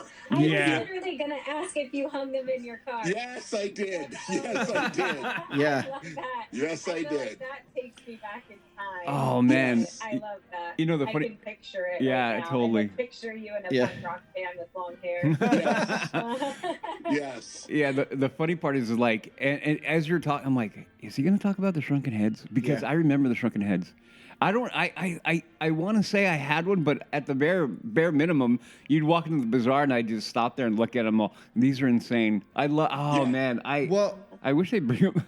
Some of that stuff needs to come back. In my memory, I think I saw those in Adventureland where the stroller parking is now. Before in there? Yeah, but before that, I know it was a fruit stand and stuff. But before that, I think they sold souvenirs in there as well, because I remember the shrunken heads there and the little drums. Yeah. With the what else did they do? Didn't they used to do like little bows and oh man, I'm trying to remember all the little guns, the little wooden guns with the little thing. Yep.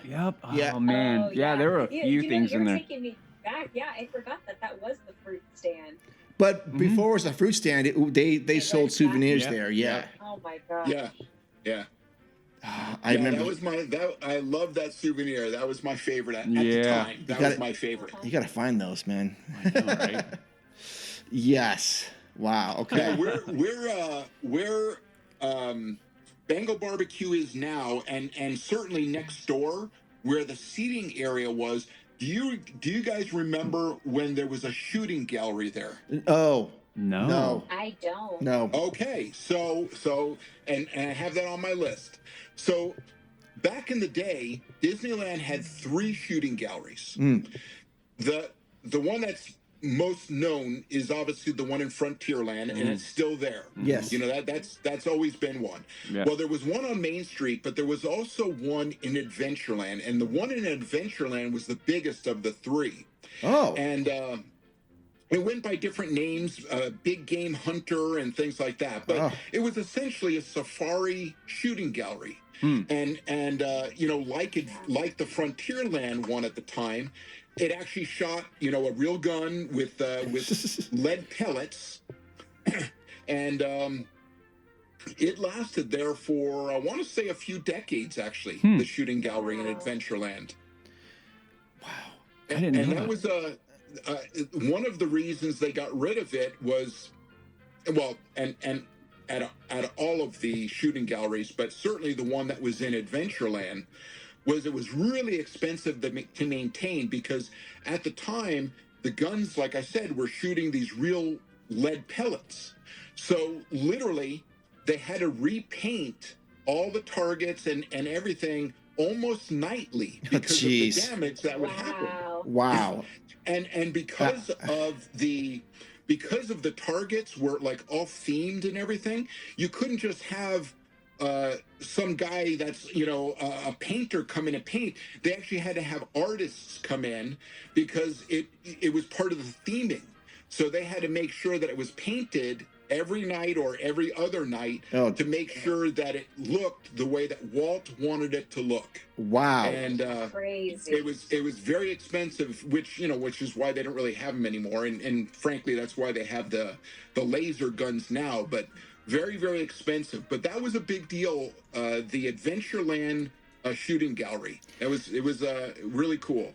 Oh, so that was where Bengal Barbecue is now, and the seating area for it? Like the seating area for Bengal Barbecue is where the shooting gallery was. Wow. Okay. Yeah, I remember there were 3 of them. I've never seen that one. I've never seen pictures of it. It was never. I don't think. I wonder what year that closed, because I have no memory of that being there. Yep. Wow, that's awesome. Wow. Then of course we have. Such a great attraction, the Indiana Jones attraction. It's really one of the best. Sure. Well done. Yep. Yeah. And there's so many different little secrets and things in there. In typical Disney fashion, they did a great job in these weird references and all kinds of stuff. Well, a lot of people probably know that the truck in front of the queue is an actual prop from the movie Raiders of the Lost Ark. And there was also one of the mine carts were also one of the props. Oh, I didn't know the mine. I didn't know the mine cart. Where's the mine cart at? Is it in the line? There's a mine cart, and that one is actually a prop as well from the movie. Okay. Wow, that's cool. I used to love these cards that they used to hand out. So in the queue, you have these like glyphics. Yes. They call them Mara glyphics. Okay. And they used to hand out these cards that you could decipher the different symbols on the wall. Well, you can actually still do that now. They don't hand out the cards anymore.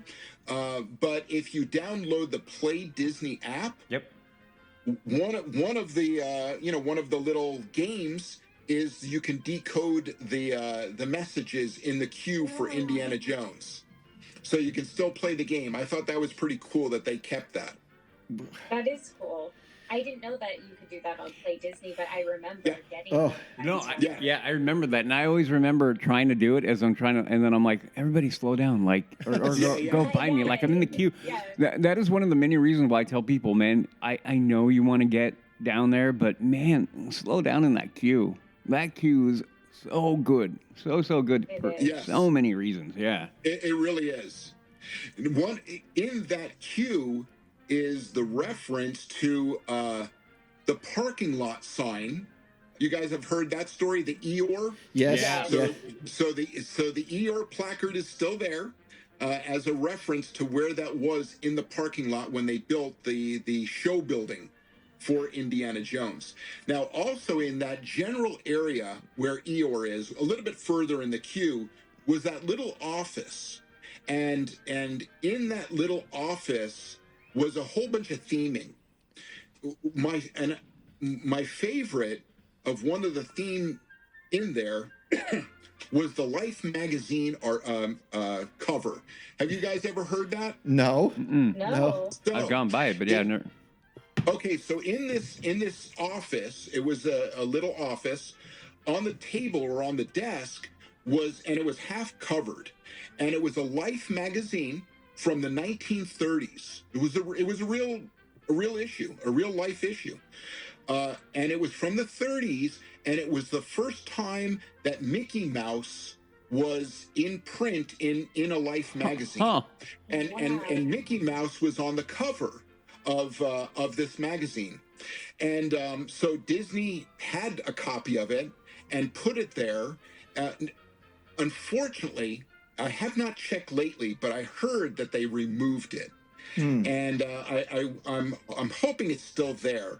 But it's such a cool reference. In fact, as the story goes, Life, the publishing company that owned Life magazine, did not have an original copy of that issue.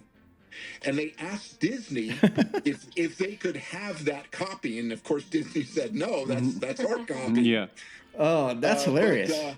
Yeah, so if it's still there, it's worth a quick little peek, because it is an actual 1930s copy of Life magazine with Mickey on the cover. Crazy. Wow.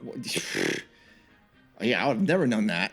Well, no, you think they would remove it at one point to kind of keep that so it doesn't deteriorate out there. Yeah. Mhm. Yeah, no, I know the exact office. I don't think it's there anymore. Okay. Yes, probably. I'll have to check. Okay. What else did I have about Indiana Jones? Because that's the Indiana Jones queue. Mm-hmm.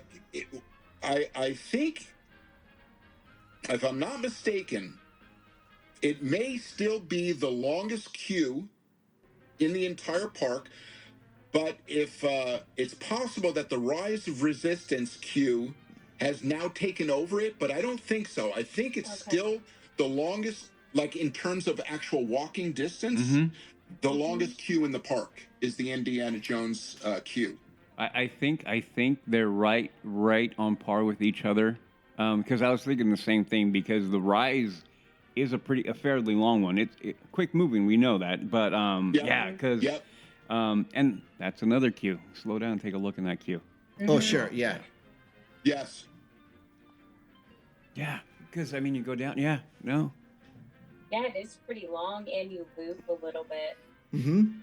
Yeah, both of them. Like, I mean, well, the beauty of the indie queues, because you're dropping down and you're dropping down and you're dropping down, and you're like it's like you're going down further into an excavation site or something.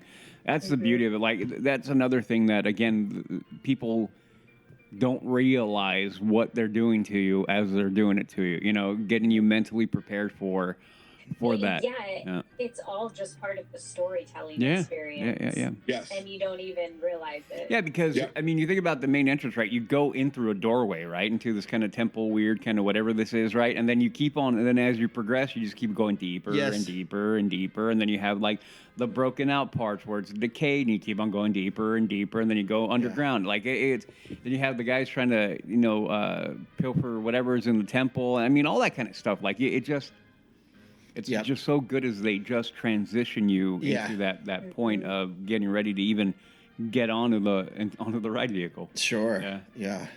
I've said this before on the show, but like one of my favorite parts of Disneyland entirely is when you're leaving Indiana Jones and you're walking out of the temple, and the Jungle Cruise is to your right, and you can hear it going along, and you can like look up and see the canopy of trees, and I go, man, I just don't feel like I'm in Anaheim at all. I feel like I'm somewhere else.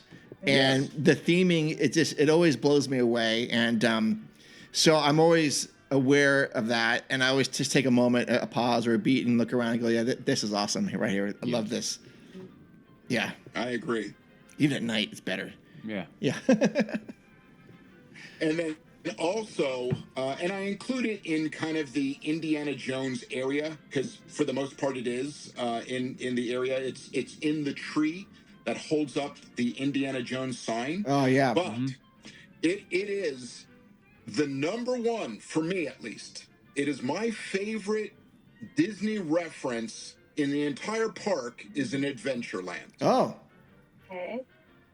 Okay. Anybody know what that is? Well, I'm going to guess. Oh, sorry. Go ahead. No, you go ahead, Becky.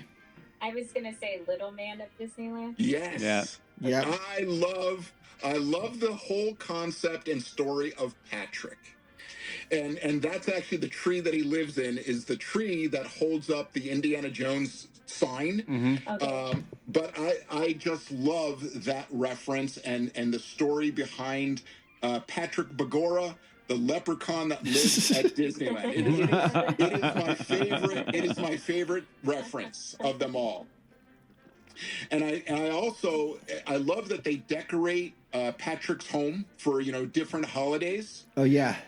The St. Patrick's decoration is probably my favorite of them all. They have this little rainbow ribbon that hangs down from the tree, and at the bottom of the rainbow ribbon is his little pot of gold. I think it's an absolutely brilliant reference. I love it. That is I awesome. did not. Yeah, I didn't know they did that. Yeah. Yeah. No, Yeah. I Yeah, never. Almost every time I walk through Adventureland, I got to just peek and look at his house real quick and see if they did anything different. Okay. And I'm one of those obnoxious Disneyland adult fans that when I see kids playing around by his house and they're pulling on the smokestack and They are? like I'll tell the kids, hey, don't touch that stuff. Oh. Yeah, I have never seen that happen. Yeah. The kids, the parents will let them climb like right into the planters, and they're like, practically like standing on his house and taking pictures, or just yanking on stuff, and it's like, hey, stop! Stop! Like, don't touch that stuff. Yeah. Man, yeah, I didn't know that. Okay. And they Disney also took the whole Patrick story one step further. There's a reference in Toontown, of all places, in the Mickey and Minnie's Runaway queue. Okay. Which has a ton of great references in it of itself. Yes. Well, one of the references to Patrick. So if you go, if you guys know the queue, if you're in the room that's the little theater snack area. Yep. Well, on the table is like these pump condiments. Yes. There's a mayo, there's a ketchup, there's, well, if you look at the label, they're all brought to you from Begora Orchards, which is Patrick's last name. Huh. I didn't know that. Wow. Which is kind of a Toontown secret, but I wanted to include it because I love Patrick. That's cool. I didn't know that. I had no idea. Oh, man. No, and the queue moved so fast too a lot of the times that like you needed to slow down to catch everything, or there's no way to catch everything.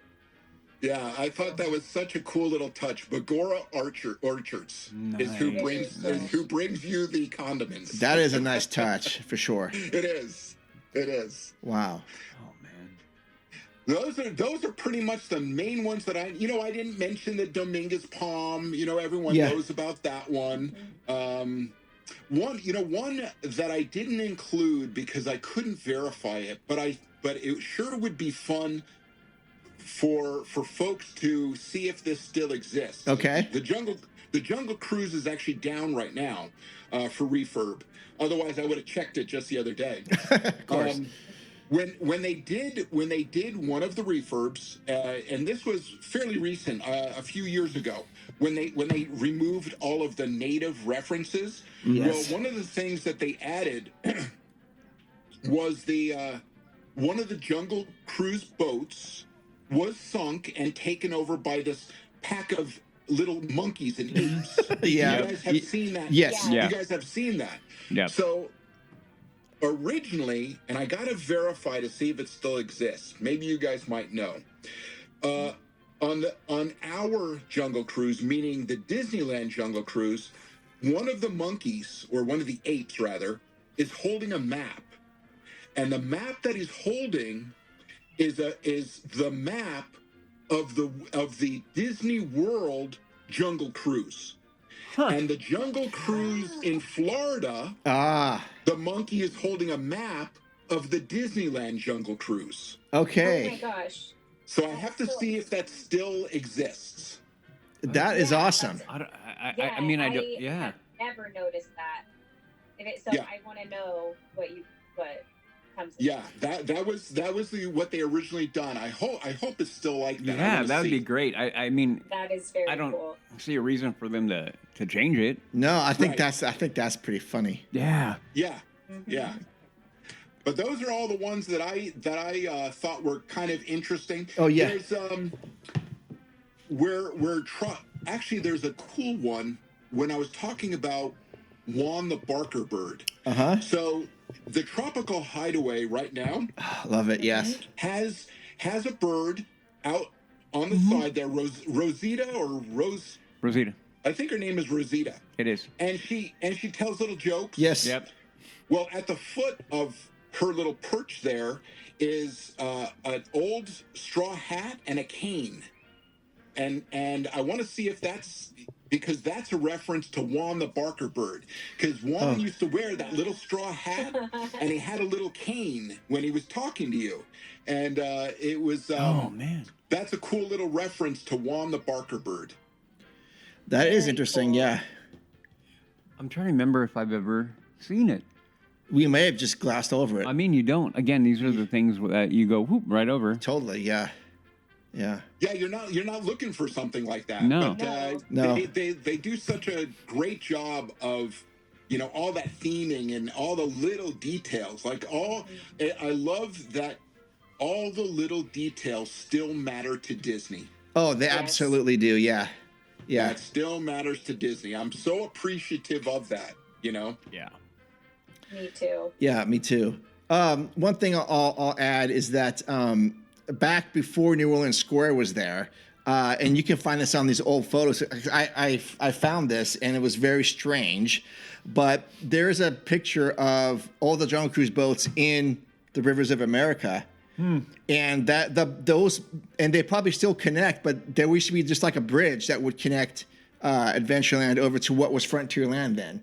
Okay. And the body, and so the water is still connected, but I think it goes underground. But for some reason, they had to clear the boats out of Jungle Cruise, and it was so strange seeing them all piled up into the rivers of America. And I go, what in the world's going on here? And then, sure enough, if you look at older maps, yep, there is a little finger of water that connected these two. And I assume it's still there for Probably, yeah. plumbing, not plumbing, but circular Circulation, flow. yeah, to keep the water from getting stagnant. Yep. Yeah, so if you can find that picture sometime, Jerome, you're going to go, what is wrong with this picture? I mean, if I find it, I'll send it to you. But Yeah, I did not know that. yeah. That's awesome.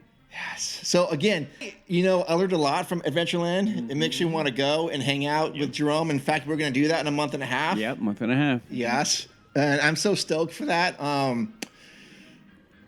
And again, Jerome, thank you for sharing your first off your time and your passion for this, because I love having the conversation and what people can't tell because it's a podcast, but we're looking at Jerome now. He's just happy to be talking about this and his expressions. I love it. Yeah. So this is great.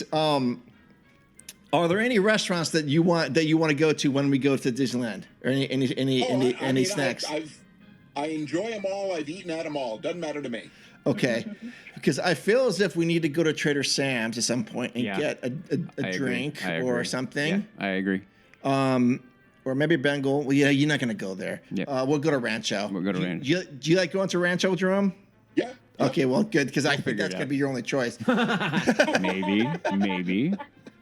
Maybe. The birthplace of the Dorito. Correct. Yes. Honor the Dorito. Honor the. Oh, that's a shirt. Honor the. Oh. There we go. Dude, we're coming with great shirt ideas as of late. Like Yes. Yeah. Honor Anyway, the Dorito. Honor the Dorito. Huh. Anyways, okay.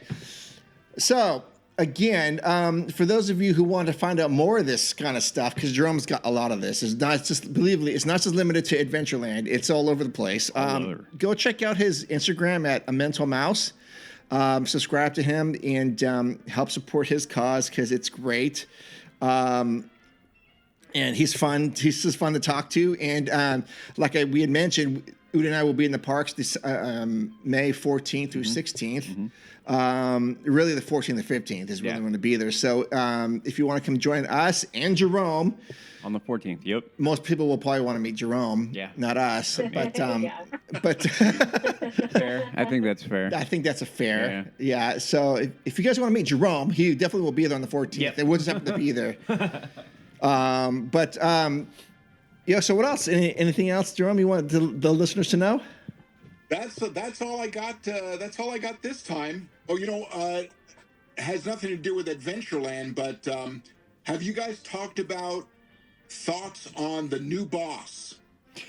Oh, not yet. That might be a good episode.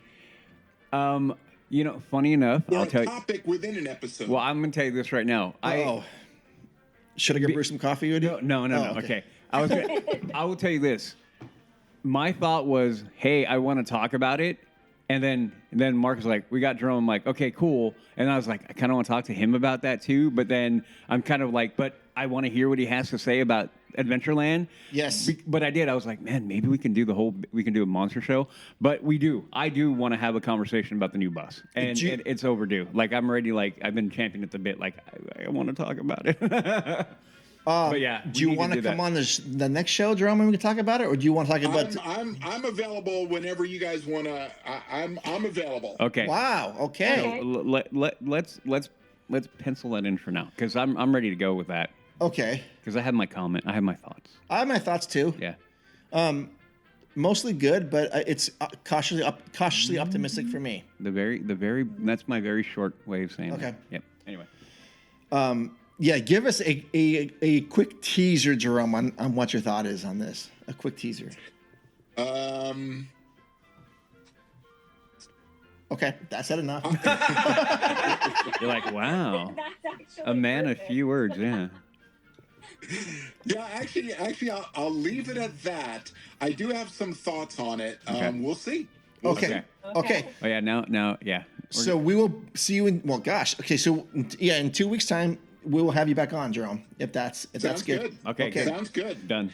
Well, I'll talk to you probably before, but I really look forward to hanging out and yeah, we'll definitely have a good time. Yeah, for sure. Yes, And absolutely. Thank you for having me on. I really enjoy it. I really enjoy coming on and talking Disney, and I want to extend a heartfelt thank you again. Oh, now you're making me all blush. No. I mean, I want to thank you for coming on and just sharing with us and just being who you are. It's amazing. So, I mean, 1,000 times back. Thank you. Yeah, absolutely. The pleasure's all ours, Jerome. Absolutely. 100%. It is. Yep. I feel like I almost don't even have anything to say when you're talking because I just am so into what you're talking about. Yeah. So Yep. I appreciate it. I feel like I could go and just have a tour around the whole park like for a day and just show me everything. Well, Becky. Well, Becky, we're going to be there May 14th. I mean, or maybe you didn't hear. Do you and Tim want to come? I know. You know what? We can't that time, but I would love to another time. Yeah, we'll figure it out. And another time, then we will ask politely if Jerome will show up. Yes, that would be awesome.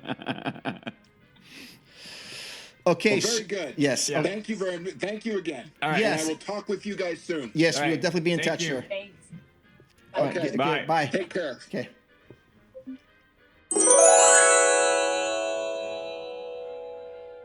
Okay, well, again, I want to thank Jerome for spending some time with us, an hour, talking about Adventureland. I think our next land will probably be New Orleans Square, if we're going around. Yep. Oh, when do we do Frontierland next? I'm gonna let. No, I would go New Orleans and Okay, just go like New that. Orleans, it is. Yep. And then what? Critter Country or sorry, Bayou Country. Yeah. Yeah, probably. And then Frontier. Then I say we go to Frontier, Okay, and then we can go to Galaxy's Edge, maybe. Galaxy's Edge, and then hop over to Fantasyland, and then go to Tomorrowland. Sounds like a plan to me. Oh, Toontown.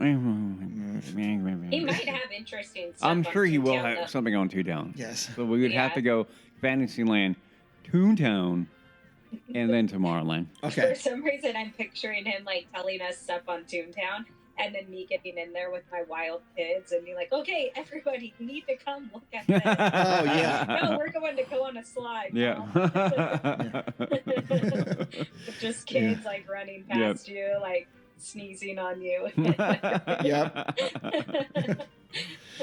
Well, okay. Again, that is Jerome from A Mental Mouse, and Yeah. go check out his Instagram. I'll link it when we put the show notes out, or when we release this one on Instagram. Okay, that's gonna wrap up episode 241. Thank you so much for joining us today. You can check us out again every Wednesday night from 6 to 7 for LTP Lounge, and then occasionally Sunday nights we will be doing. Once every month and a half or so, we're on other shows. But yeah, you can find us. We are around in there. So to reach out to us, send us an email at info@leavingtodaypodcast.com, or DM us on our Instagram. That's how you can reach out. Becky, where can people find out more information about you if you choose to be found? I know. Well, I haven't been on social media still, so please, you can send me an email to the info. Yes. And if you want to reach out to Becky, info@leavingtodaypodcast.com. And yeah, all right. Woody, more Woody banter. You can find me on my other show, The Mando Show. We will be recording our mall episode coming up here this week. And then you can find me on my Instagram, which is HAXGOALIE. There you go. Okay. Hacks Goalie, and I respond to my DMs there. Awesome.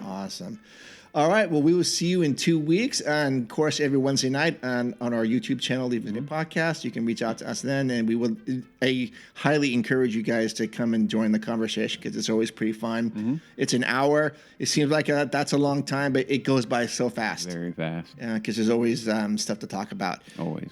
All right. So until then, we love you. Adventures out there. And we will definitely see you in the parks May 14th and 15th. Yay. See ya.